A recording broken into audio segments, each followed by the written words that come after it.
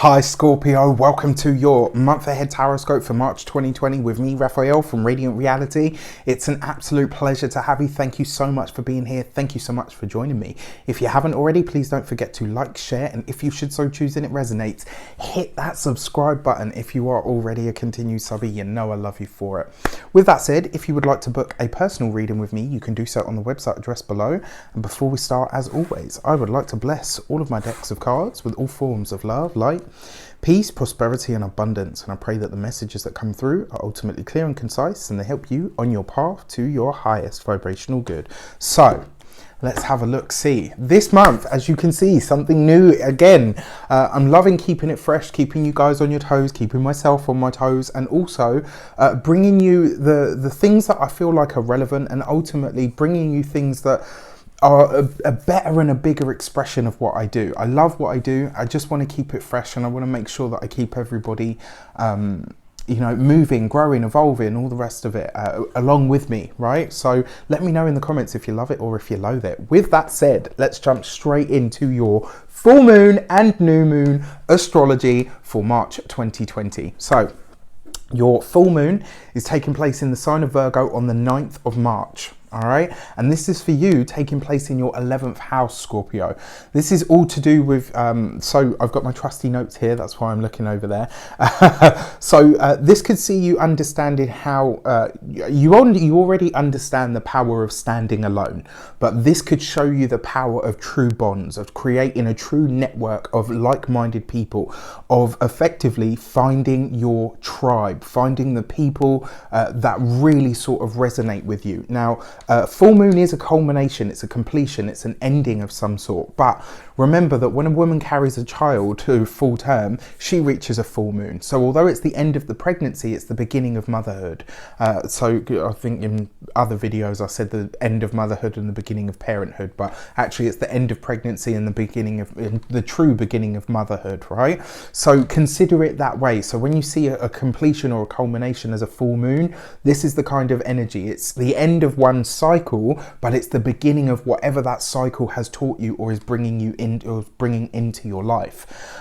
So you're awakening to the idea that you need a team, that you need your team in specific, not one in terms of leaders and all of that sort of stuff, just people that really resonate at your frequency, people that are truly aligned to who you are and what it is that you feel like you're here to do, that you're here to put out into the world.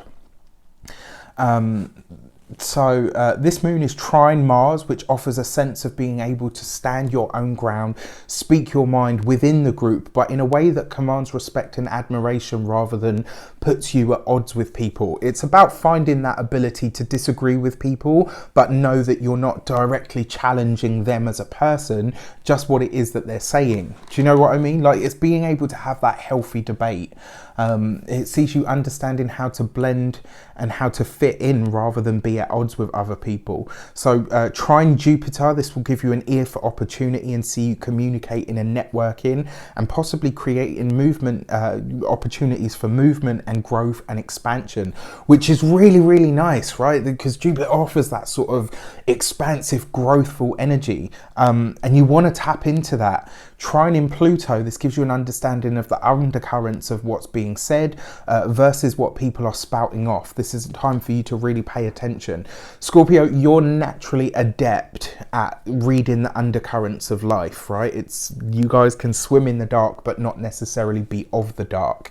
And so this month it could see you really paying attention to that sort of stuff. So this moon is in a stressful angle to Venus and Uranus, which are conjunct, and that's in your 7th house, and this could see you starting to understand who your competitors are. And because it's a full moon, this could bring some sort of a competitor or somebody that's been moving or working in the shadows, so to speak. This could bring them into the light. Whether they want to be revealed or not, this person will very likely be revealed. So if you've had sort of feelings or inklings that somebody's not necessarily as much for you as they said they are, this is where you could they could really be outed or ousted.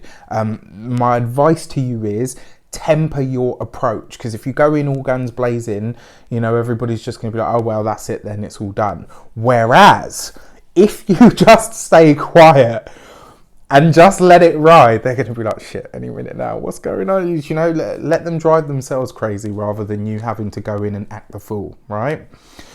With that said, what else have we got here? There's something here about communicating both with people who are coming through the network, but also who are really taking notice of who's leaving your network now as well. Very transitional time, and finally the conjunction also is also at odds with Saturn, which is in your third house. That might be putting some halt on some of your plans to collaborate or connect with somebody. And if that is the case, consider that you might just be dodging a bullet. You know, it's really important for you to understand that there are going to be brilliant new people coming in, and the people that are being phased out, it doesn't necessarily say that they're no good or they're not a good person or anything. They're just not right for you now, right? We're all going through changes, transitions all the time, and very often whatever is removed is no longer at the level that we're at. It no longer can no longer hold its space within our energy, so to speak. So your new moon in the sign of Aries, which is a completely opposite energy because it's a beginning. It's starting to sow the seeds, lay the foundations, you know, make the preparation for something. And I see the full moons, the new moons and the eclipses. It's like the universe gives you a toolbox and says, right, here you go, unpack that. And then as things arise over the next, you know, however long, you know what you can pull out, you know what you've got at your, you know, at your disposal. So this is taking place in your 6th house, and this is really effectively you being asked to refresh and reset your body, your physical self. It could be looking at your physical health, creating a new workout routine. It's Aries, right? So this is about physical movement stuff. This is about making it dynamic, making it, you know, making it something that really gets you emotive, and physical outlets are brilliant, especially with an Aries new moon. This could be a time where you start a new hobby, maybe a new workout regime. It could be a time where you, you know, maybe start a hobby that has a fitness sort of aspect to it. Going hiking, you know, maybe going abseiling, going, you know, maybe not water boating because that's more sort of watery, but you know, it can be anything. It doesn't have to, you know, pertain to the elements, but you get my point. It could really be a great time to do some sort of a detox for you. Here in the 6th, you find maintenance and what you have to do to keep up, you know, to keep the health of what you have, right? The 6th house is 6th house of maintenance. Mercury is doing his best at the moment. Anyway, this is the house of hard work. It tends to look like, sometimes as well, because it is that house of hard work, it can see you feeling a bit sort of slave to whatever it is that you're doing. But really it's about diligence and efficiency. It's about finding those things within yourself. If you can focus yourself now and find within you, this new moon could go a long way to improving your life on a very physical level, which is gorgeous. By overhauling and taking care of your body, you might find you might bring other areas of your life into focus. I know this is true for me. The more I work out, the more I'm able to process things internally. So I find that, you know, and it's not like some people say, oh, you know, when you're lifting weights, you should be totally present. Yes, you should, because you don't want to drop a dumbbell on your foot or your head, you know, absolutely. But I find that when I'm doing physical exercise, especially the cardio stuff, my mind goes into the places that I naturally want to fix. And it's like, because I'm maintaining my physical self, I'm also able to maintain my mental self as well. It's weird how that works, but I definitely notice the mind-body connection. So this could be really good for you in that way. Now, the new moon is conjunct Chiron, because you've got the sun and the moon, right? Both in Aries, that's a new moon. But they're with Chiron, which is at 5 degrees, the sun and the moon are at 4. So just consider here that this could be, what have you dealt with in your work? You know, what past wounds or baggage do you have when it comes to your work that you may have paid some sort of a price for? And, you know, how are you ready to release that and say, right, okay, well, that was then and this is now. How are you, you know, ready to really just let it go, you know, to let it go. You know, and it's not necessarily easy, but this is what I'm saying. I think through this detox, this workout program, whatever it is that you're doing, you could find that as this is being cleansed, the inside is being cleansed, and some of the internal baggage around work, you know, around the day job and stuff could be really cleansed out as well. So this is also squaring both the nodes. So squaring the North Node in Cancer in your ninth, you could be getting a glimpse of how old thought patterns and beliefs are holding you back, and you could decide to create new ones or even create new traditions, which is really exciting. You know, we've got wonderful traditions in the world, wherever they come from, whatever your walk of life. There are loads of beautiful traditions in the world, but just because traditions have come from a place in the past doesn't mean you can't create new ones to pass on to maybe not necessarily your own children, but to pass on to others in the world. You know, that you can create a tradition just like you can follow one. Sorry, soapbox moment.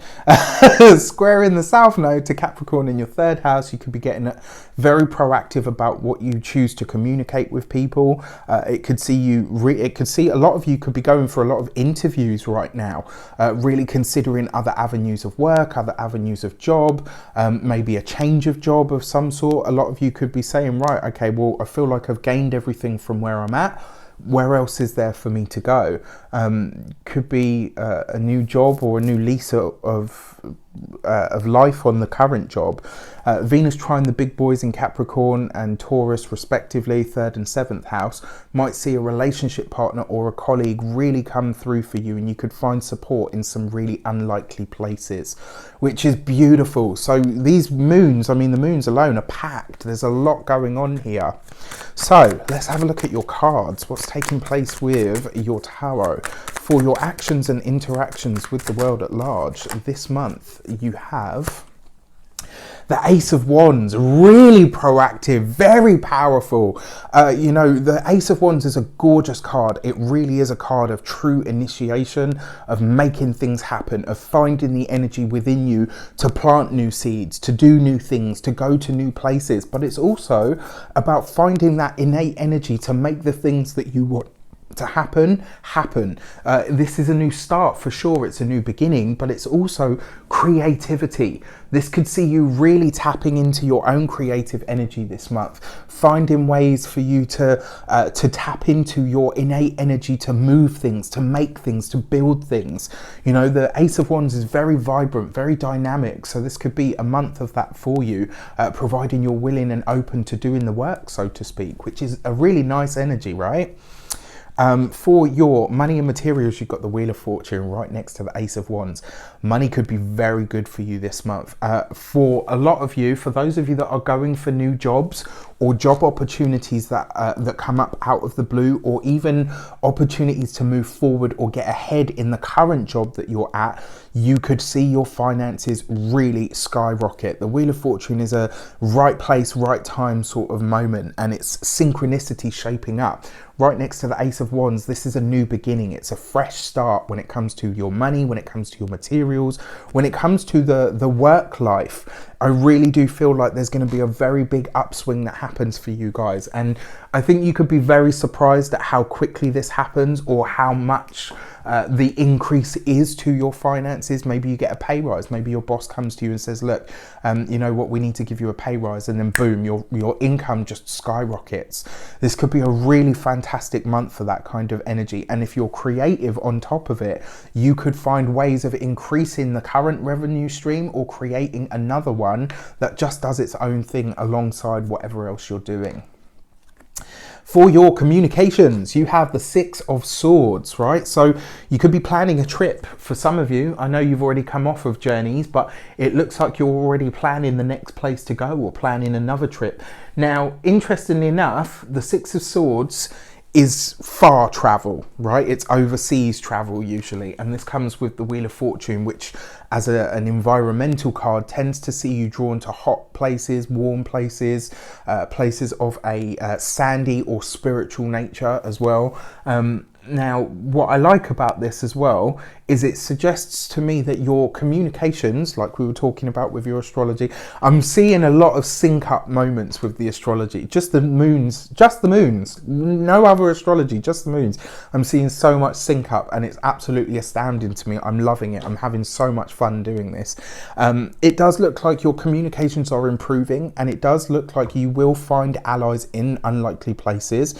When it comes to the communications at work, when it comes to your personal network of friends and colleagues, there is a lot that's taking place here, and I really do feel like you're going to move out of this feeling or need to be challenging to everyone, and you're going to find the harmony just manages to find you, and it falls right next to that Wheel of Fortune. So, you know, you could really find some allies in places that you never expected, or from people that you never expected. So in your heart and half sector, you've got the Five of Cups. Not an easy month for love when it comes to personal relationships. For those of you that are single, you could be hearing from somebody overseas. You could be hearing from somebody at a distance to you who is going through a really tough time. If I'm completely honest with you, it is the Five of Cups. This is not a time for you to cry for spilt milk. So whatever connection you had with this person, and I know a lot of people are going to be like, Raf, you kind of, this month, my advice to you would be to leave them to deal with it on their own. And the reason I say that is because it may, for them, in their mind, maybe not surreptitiously, but it might develop into more, and they think, oh, you know, this person's supporting me because they now want to be with me. And you're like, no, I've moved past that. It would just be easier for you to not get into it. I'm sorry to say that, but that is the truth of the matter. For those of you that are partnered currently, it does look like some sort of travel plans that you have with your partner are either going to be cancelled or have to be rescheduled. This could be a time where you're having to deal with other things at this moment in time, and what it's asking you for is to reshuffle things. The energy just isn't there for travel for you guys, or for some plan that you've made to travel or to visit somebody.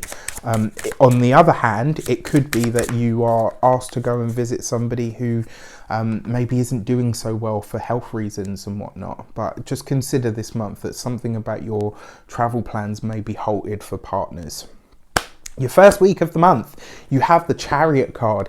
Very bold, very vibrant, lots of passion, lots of energy, movement, victory, success. The Ace of Wands and the Chariot card. This is, if you're going for a new job, if you're going for a pay rise, if you're going for anything to do with welcoming new professional aspects or even studies into your life, you are blessed. You have everything that you need in order to go for it. And with the Chariot card here, it basically says there is no other candidate. Even if you got there and there were like 20 other people sat outside the office and you think, oh crap, here we go. They are no competition for you. Under these cards with this energy, there's nobody that could really stand against you. Now, my advice is don't let that sort of turn you into a megalomaniac, ego crazy person. You know, use it to your advantage, but in the best way. Your Strength card for the second week, right underneath your Wheel of Fortune.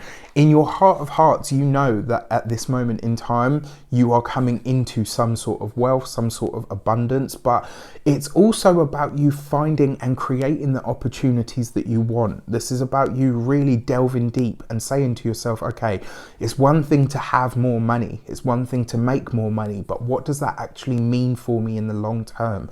How is that truly going to satisfy my happiness? You know, it's great to buy new stuff, but it doesn't necessarily fill any of the voids that we have on an internal level. So you could be really considering this month, what do I, you know, what is it that you could just be considering this month that whatever you do buy, whatever you are drawn to, it needs to have worth, it needs to have value, it needs to actually enhance your life in some way, shape or form. And if it doesn't, you could be very selective about what you're willing to pay for this month. It's kind of like you're saying, you know what, I know I could buy anything that I want, but if it's not really of quality and it's not really serving to make me happy or, you know, more abundant on the inside, it's just accumulating stuff, which is a very powerful place to be in because it means that you're preserving resources. For your third week of the month, you have the World card right underneath the Six of Swords. There's travel on the horizon for you guys. You are planning a trip, planning a long distance trip, an overseas trip of some sort. Because it is with the Six of Wands and this is about your communications, there is lots of better times coming in. You could have a lot of support from bosses, from peers, from people that are in authority, from people that are in places of power that are really ready to assist you or to move forward with you. Whatever ideas you have, whatever your, you know, things that you're creating or bodies of work that you're making, this could be a really fantastic time for you. Really fantastic time for you. All right, and then finally, for your fourth week of the month, you've got the Devil card right underneath the Five of Cups. Now, I'm just going to say this to you, Scorpio. There are blasts from the past coming back, right? And this is going to highlight to you what your addictive cycle or pattern is with this person. Where is it that they hurt themselves? You know, the Lauryn Hill song, The X Factor, you hurt yourself to make me stay. This could be really highlighted to you. Single, partnered, it doesn't matter. This could really be coming up for review this month, where you're kind of seeing, you know what, you get yourself into all kinds of situations, all kinds of mess. I then come and try to help you, and that's when you think that I'm amazing. And then once you're all right again, we go back to this awful spiral dance, you know, and not the kind of spiral dance that we want to be in. This month you could be acutely aware of your own patterning, but you could be acutely aware of somebody else's patterning, and it really is time for you to learn how to let go. So for those of you that are single, whoever it is that's coming in, if you want to dodge a bullet, whoever it is that comes in this month having, you know, the sky's just falling in for them, just say, you know what, I'm really sorry, but at the moment I'm so busy, I've got so much going on, I can't really be there for you like that. It's hard, it's really hard. You know, there's been moments in my life as well where I've had to kind of step back from people and just kind of let them go through their stuff. And I know there's been people in my life that have done that with me as well, to say, look, you know what, I can't be there for whatever you're dealing with at this moment in time. It's not easy, but sometimes it really is necessary for you to step off of that wheel of self-perpetuating karma. All right, sometimes it really is us that needs to step out of the circle and say, look, you know what, if you want to be on that wheel, please feel free, but I have chosen to release myself from it. It's not easy, and sometimes it does make you think like, oh wow, you know what kind of a monster am I? But you know what, sometimes self-preservation is the highest, most spiritual thing that you can do for yourself, and letting somebody learn their own fucking lessons is the highest and most spiritual thing that you can do for them. All right, soapbox moment. Sorry about that. But as you can tell, you know, you guys know me now. If you've been with me long enough, you know I don't sugarcoat it. I'll tell you exactly what I feel you need to hear, what the cards are telling me, what, you know, my own wisdom and understanding and learning has taught me.